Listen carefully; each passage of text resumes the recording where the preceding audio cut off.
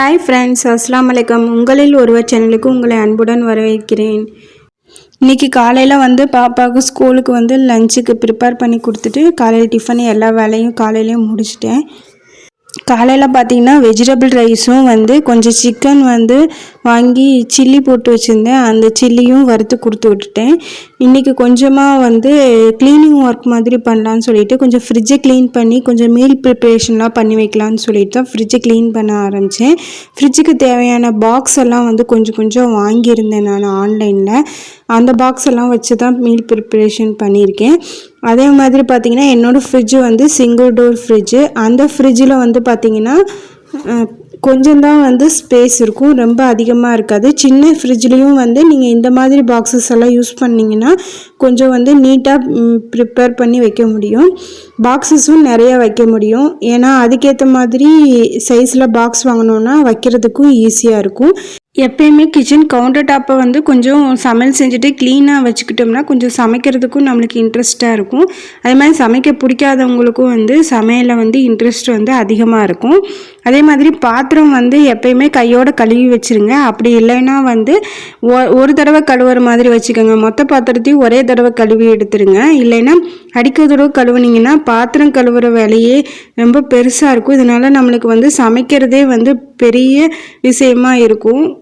அதுக்கடுத்து பார்த்திங்கன்னா cleaning work ஆரம்பிச்சிட்டேன். இது பார்த்திங்கன்னா இந்த பாட்டிலில் இருக்கிற மூடியில் இருந்த அந்த ஸ்பூனை பாப்பா உடைச்சிட்டா. சரின்னு சொல்லிவிட்டு அதுக்காக ஒரு குட்டி சில்வர் ஸ்பூன் உள்ளே வச்சு அந்த பாட்டிலில் வச்சுட்டேன்.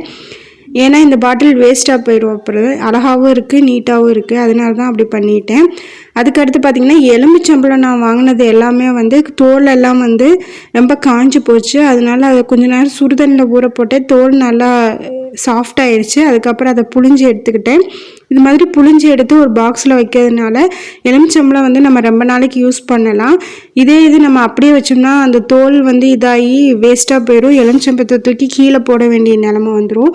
இப்படி நீங்கள் க்யூபாக செஞ்சு வச்சுக்கலாம். இல்லைன்னா அந்த லிக்யூடை கூட ஒரு பாட்டிலில் ஊற்றி வச்சுக்கலாம். அதுக்கடுத்து பார்த்திங்கன்னா பூண்டை தோல் ஒழிக்கிறதுக்கு கஷ்டப்படுறவங்க இந்த மாதிரி லைட்டாக வறுத்துட்டு அந்த தூளை இது பண்ணி விட்டிங்கன்னா வந்துடும் சொல்லிட்டு ஒரு யூடியூப் சேனலில் பார்த்தேன். நான் செஞ்சு பார்த்தேன். ஆனால் அவ்வளோக்கா பெருசாக வரல. பட் ஓகே, ஆனால் உரிக்கலாம். லைட்டாக தொட்டாவே வந்துடுது ஓரளவுக்கு. அதுக்கப்புறம் பார்த்திங்கன்னா வெண்ணெய் கொஞ்சம் இருந்துச்சு. அந்த வெண்ணெயை எடுத்து க்யூபாக செஞ்சு வச்சுக்கிட்டேன். குட்டி குட்டி க்யூபாக இருக்க போகும்போது நம்ம சமையலுக்கு எடுத்து யூஸ் பண்ணுறதுக்கும் கொஞ்சம் ஈஸியாக இருக்கும். இந்த காலையில் நேரத்தில் அவசர அவசரமாக யூஸ் பண்ண போகும்போது அதை ஒரு க்யூப் எடுத்து யூஸ் பண்ணிவிட்டு டக்குன்னு இது பண்ணிக்கலாம். அதுக்காக தான் இதை அப்படியே ஸ்டோர் பண்ணி வச்சுக்கிட்டேன். மீல் ப்ரிப்ரேஷன் பண்ணி வச்சிட்டிங்கன்னா காலையில் கொஞ்சம் டென்ஷன் ஃப்ரீயாக வேலை பார்க்கலாம். கொஞ்சம் லேட்டாக எழுந்திரிச்சாலும் அதுக்கு தகுந்த மாதிரி ஏதோ ஒரு சாப்பாடு செஞ்சு கொடுத்துடலாம். அப்படி இல்லைன்னா ஸ்கூல்லே இப்போ லஞ்ச் பாக்ஸ் என்னென்ன கொண்டு வரணும் டெய்லி அப்படின்னு சொல்லிட்டு மீல் ப்ரிப்ரேஷன் கொடுக்குறாங்க. இல்லைன்னா அதுக்கேற்ற மாதிரி நீங்கள் ரெடி பண்ணி வச்சுக்கிட்டிங்கனாலும் அன்றைக்கி டே ஈஸியாக அமைஞ்சிரும் உங்களுக்கு. முக்கியமாக மீல் ப்ரிப்ரேஷனில் இஞ்சி பூண்டு விழுது ரொம்ப ரொம்ப இம்பார்ட்டன்ட். ஏன்னா அந்த டயத்தில் நம்ம ரெடி பண்ணிகிட்டு இருக்க முடியாது. ரெடி பண்ணி 1 வீக்குக்கானது வச்சுக்கிட்டிங்கன்னா ரொம்ப ரொம்ப யூஸ்ஃபுல்லாக இருக்கும் மீல் ப்ரிப்ரேஷனில். அதுக்கடுத்து பார்த்திங்கன்னா ஆன்லைனில் இந்த பாக்ஸ் வாங்கியிருந்தேன். இந்த பாக்ஸ் மீஷோவில் தான் போட்டிருந்தேன். குவாலிட்டி வைஸ் பெருசாலாம் சொல்ல முடியாது, ஓகே. இதோட ரேட் பார்த்திங்கன்னா 250 சம்திங் என்னமோ வந்துச்சு. இந்த பாக்ஸ் சதுரமாக இருக்கிறதுனால எனக்கு ஃப்ரிட்ஜில் நிறைய ஸ்பேஸை மிச்சம் பண்ணி கொடுக்குது இந்த பாக்ஸு. இதே ரவுண்டு பாக்ஸ் இது மாதிரி வாங்கினீங்கன்னா ஃப்ரிட்ஜில் நிறைய ஸ்பேஸ் பிடிக்குது. இந்த மாதிரி பாக்ஸ் வாங்கினீங்கன்னா ஒன்றுக்கு மேலே ஒன்று வச்சுக்கலாம். அதே மாதிரி நீட்டாகவும் ஆர்கனைஸ் பண்ணிக்கலாம். ஸ்பேஸும் நல்லா சேவிங்காக இருக்குது. ஆனால் இந்த பாக்ஸ் மீஷோவில் கொஞ்சம் குவாலிட்டி கம்மியாக தான் இருக்குது. நீங்கள் வாங்கினா ஃப்ளிப்கார்ட் இந்த மாதிரி கூட ட்ரை பண்ணி பாருங்கள். அதுக்கடுத்து பார்த்திங்கன்னா ஃப்ரிட்ஜு ஆல்ரெடி நான் க்ளீன் பண்ணி தான் வச்சுருந்தேன். இப்போ லைட்டாக தொடச்சி விட்டால் போதும். இது கசகசன்னு வச்சுருக்கனால சரி எடுத்து ஒழுங்காக வச்சிட்டோன்னா நம்ம எடுத்து யூஸ் பண்ணுறதுக்கு நீட்டாக இருக்கும் அப்படின்னு சொல்லிட்டு ஃபஸ்ட்டு எல்லாத்தையும் எடுத்துகிட்டு லைட்டாக அந்த கவரெல்லாம் தொடச்சி விட்டு வச்சுட்டேன். அதுக்கடுத்து பார்த்திங்கன்னா வெங்காயம் கொஞ்சம் உரித்து வச்சுருந்தேன் நாளைக்கு சாப்பாட்டுக்கு. அதுக்கடுத்து இஞ்சி ஒரு பாக்ஸில் போட்டு வச்சுக்கிட்டேன். அதுக்கடுத்து பார்த்திங்கன்னா கொஞ்சமாக தேங்காய் வந்து துருவி எடுத்துக்கிட்டேன். தேங்காய் இது வந்து பொரியலுக்கு வந்து எடுத்து யூஸ் பண்ணிக்கலாம். காலையில் வந்து நம்மளால் துருவ முடியாது. அதே மாதிரி தேங்காய் சில்லு எடுத்து ஒரு பாக்ஸில் வச்சுக்கோங்க. அது சட்னிக்கு இதுக்கு ஏதாவது அரைச்சிக்கலாம். இதில் வந்து கொஞ்சம் கொத்தமல்லி தழை போட்டு வச்சுக்கிட்டேன்.